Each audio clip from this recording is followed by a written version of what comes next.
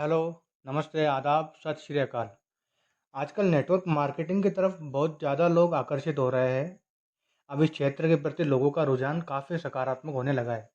मगर अब और ज़्यादा सतर्क रहने की ज़रूरत है, क्योंकि एमएलएम या नेटवर्क मार्केटिंग में हर रोज़ कोई ना कोई कंपनी शुरू होती है। जितनी तेज़ी से शुरू होती है, उसी तेज़ी से बंद भी हो जाती है। कारण है कि ज़्यादातर प्लान या तो फ्रॉड या गैर कानूनी होते हैं। सरकार या प्रशासन को खबर लगे, इससे पहले ही बाजार से पैसा समेटकर गायब हो जाते हैं। गलती ऐसी कंपनियों की नहीं बल्कि हम लोगों की है, जो कि जागरूक नहीं है। इसलिए मेरा आपसे निवेदन है कि पहले इस क्षेत्र या एमएलएम या नेटवर्क मार्केटिंग या डायरेक्ट सेलिंग इंडस्ट्री के बारे में पूरी तरह से जान ले, फिर ही काम शुरू करें। तो चलिए शुरू करते हैं इसे समझना। मेरा पहला सवाल यह है कि आप इस क्षेत्र को क्यों ज्वाइन करना चाहते हो? आपका जवाब शायद यह हो सकता है कि मैं अपने सपने साकार करना चाहता हूँ।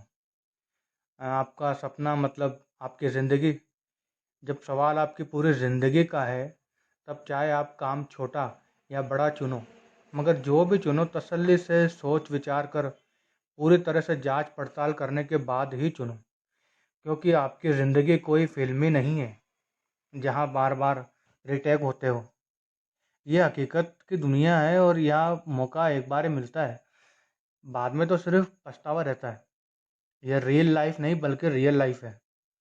यहाँ मैं आपको कोई एमबीए की क्लास देने नहीं आया हूँ, बल्कि एक आम आदमी के ज़ुबान में समझने लायक कॉमन सेंस वाली बात करने के लिए आया हूँ। अगर मैं अपनी बात करूँ तो मैं वही काम करूँगा जिसकी इजाज़त देश का कानून देता है। मतलब पहला पॉइंट है कि वो काम लीगल होना चाहिए। ऐसे कई काम हैं जैसे money circulation, MLM donation plan, crowd funding आदि, जो कि कई देशों में लीगल है।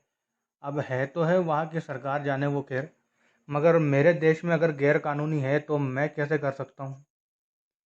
ऐसे काम से अगर मैं जुड़ूंगा तो आज नहीं तो कल ऐसी कंपनी बंद हो ही जाएगी। फिर मेरा निवेश और समय बर्बाद हो जाएगा, और सबसे ज़रूरी मेरी रेपुटेशन भी गिरेगी, क्योंकि जिन लोगों को मैंने निवेश करवाया था वो सभी मुझसे दूरी बना लेंगे। ऐसी कंपनियां तो आती जाती रहती है, लेकिन हमें इसी समाज में इन्हीं लोगों के बीच में रहना है, तो अपना व्यवहार क्यों ख़राब करना? इसका मतलब पहला पॉइंट जो मुझे चेक करना है वो है कि इसकी कानूनी वैधता। भारत में अभी डायरेक्ट सेलिंग का कोई कानून नहीं बना है, मगर डायरेक्ट सेलिंग की गाइडलाइन जारी हो चुकी है, जिसका लिंक मैं आपको डिस्क्रिप्शन में दे रहा हूँ। आप इसे पूरा पढ़ें, तसल्ली से स्टडी करें। तो लीगल चेक करते वक्त यह देखें कि कहीं यह मनी रोटेशन, मनी सर्कुलेशन या मनी लॉन्ड्रिंग टाइप का काम तो नहीं है, क्योंकि the price cheats and money circulation schemes banning act 1978 के तहत ये भारत में बैन है। बाकी कहीं ये चलता हो दुनिया के देशों में पता नहीं, लेकिन भारत में तो ये बैन है। कहीं ये वर्चुअल करेंसी जैसे क्रिप्टो करेंसी या बिटकॉइन जैसा काम तो नहीं, क्योंकि रिजर्व बैंक ऑफ इंडिया ने ऐसा करने के लिए साफ मना कर दिया है। एफडीएसए यानी कि फॉरेन डायरेक्ट सेलिंग एसोसिएशन के अनुसार holiday package, tour package, ad clicking, gifting, helping, donation, crowd funding, online education, ये सब मना कर रखा है। तो मतलब कहने का है कि ये चीज़ें चेक करें, इनमें कभी ना फंसे, कि ये कंपनियां भाग जाएगी और आपका पैसा वही बात है डूब जाएगा। अगला जो मुख्य बिंदु है जिस पे फोकस करना चाहिए वो है प्रोडक्ट। किसी भी कंपनी का प्लान का बेस उसका प्रोडक्ट होता है, मतलब रीढ़ की हड्डी जो होता है वो होता है प्रोडक्ट। अगर प्रोडक्ट ठीक है तो वो आपके करियर को स्पीड देगा, नहीं तो उसे बेचने के लिए आपको धक्का लगाना पड़ेगा। तो कुछ पॉइंट्स ऐसे हैं जिनसे आप इसका विश्लेषण, इसको एनालाइज कर सकते हैं। जैसे प्रोडक्ट यूज़फुल है या यूज़लेस है, काम में आने वाली या ज़रूरत की चीज़ है क्या? दूसरा, स्कोप ऑफ मार्केट कितना है, मतलब कितने प्रतिशत लोग इसका इस्तेमाल करते हैं। फॉर एग्ज़ाम्पल, यदि मैं सिर दर्द का तेल बेचने निकलूं तो वही खरीदेगा जिसे सिर दर्द रहता है, शायद 100 में से कोई एक आदमी। वही अगर मैं सिर में लगाने वाला नॉर्मल तेल बेचने निकलूं तो सभी मेरे संभावित ग्राहक हैं। तीसरा, उस प्रोडक्ट की कीमत, उसकी क्वालिटी के हिसाब से उचित है या नहीं, ये भी देखना चाहिए। नेटवर्क मार्केटिंग में प्रोडक्ट की कीमतें थोड़ी ज़्यादा तो होती है, मगर बहुत ज़्यादा हुई तो बेचने में दिक्कत आएगी। चौथा पॉइंट है, यदि प्रोडक्ट की रीपरचेज नहीं है तो आपका काम आगे जाकर कहीं ना कहीं रुक जाएगा। कहीं ऐसा तो नहीं कि वन टाइम यूज टाइप का प्रोडक्ट है। होना तो ये चाहिए कि जिस व्यक्ति को मैंने स्पॉन्सर किया है उससे मुझे बार बार इनकम होनी चाहिए। नहीं तो क्या मैं ज़िंदगी भर बस नए कस्टमर से बनाता रहूँगा। तो पांचवा पॉइंट है मेरा कि बाज़ार में मिल रहे वैसे ही बाकी प्रोडक्ट्स की तुलना में, कंपैरिजन में, आपके प्रोडक्ट की क्वालिटी ज़्यादा अच्छी है कि नहीं है ये भी चेक करो। नहीं तो बाज़ार से खरीदेंगे लोग, आपसे क्यों खरीदेंगे। छठा पॉइंट है, कहीं प्रोडक्ट फर्जी तो नहीं है। जैसे कई कंपनियां ऐसी भी आई जो 10 रुपये का मोबाइल एंटी रेडिएशन कार्ड देकर 3,000, 5,000, 6,000 का प्लान चलाया और फिर भाग गई बाद में।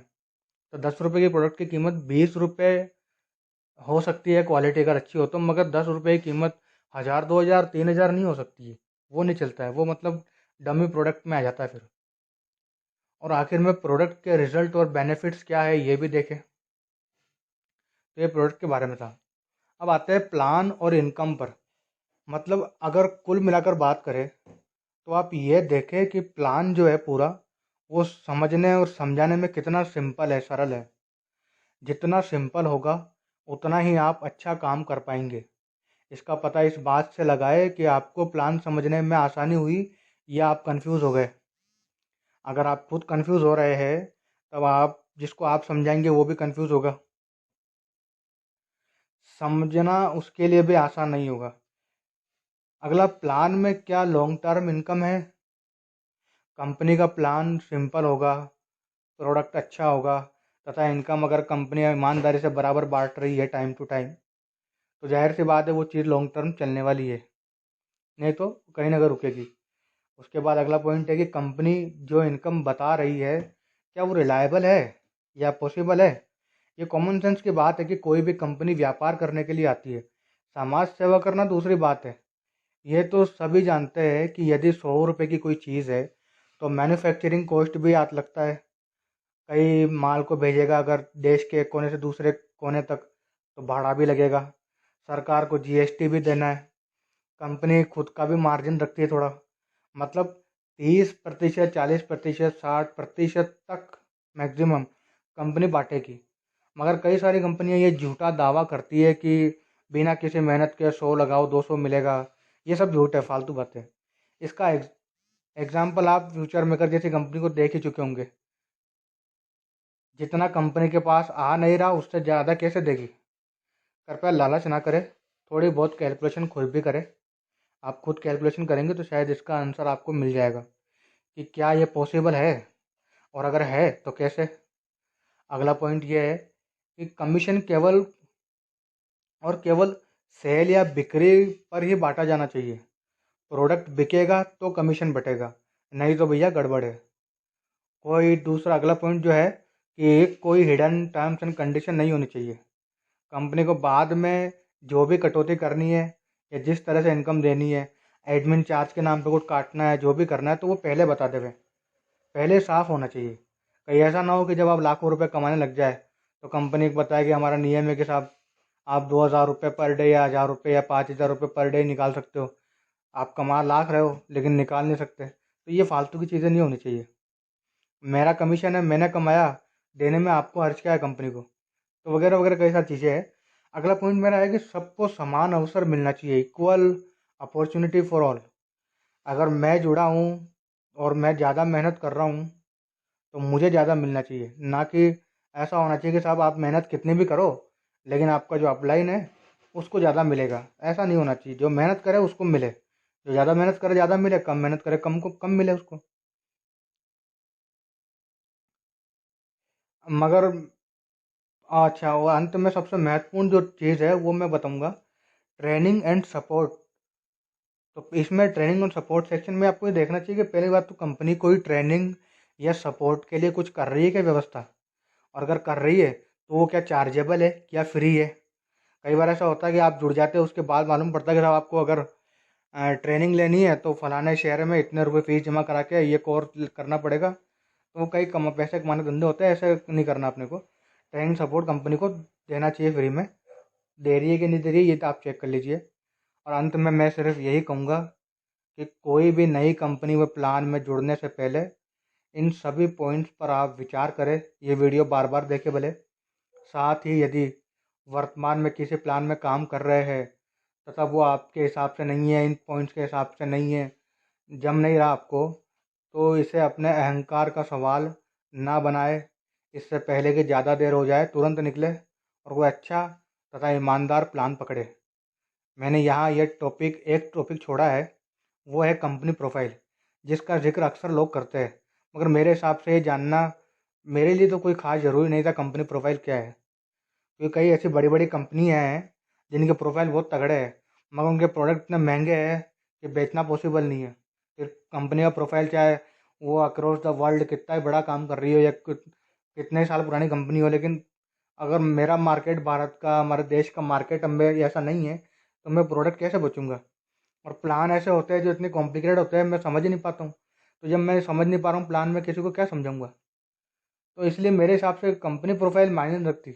मायने रखता है प्लान जो कंपनी का वो पॉसिबल है, रिलायबल है, प्रोडक्ट अच्छा है, इसमें मैं मेरे लिए क्या है, मतलब मैं कर सकता हूँ क्या, काफ़ी सारी चीज़ें हैं। तो ये इसके हिसाब से काम करना चाहिए। आप भी ऐसे ही काम करें। इसी के साथ मैं अपनी बात को विराम देता हूँ। आपके सफल जीवन के मंगल कामना के साथ आप आगे बढ़े, खूब तरक्की करें। यदि आपको कुछ भी पूछना हो तो आप मेरे व्हाट्सअप नंबर पर मैसेज डाल दें जो मैं यहाँ पे लिख रहा हूँ। मैं आपको रिप्लाई अवश्य करूँगा। कमेंट में मत डालना, वरना कई कंपनी वाले आपको कॉल कर कर के परेशान कर देंगे। थोड़ी समझदारी के साथ काम लें।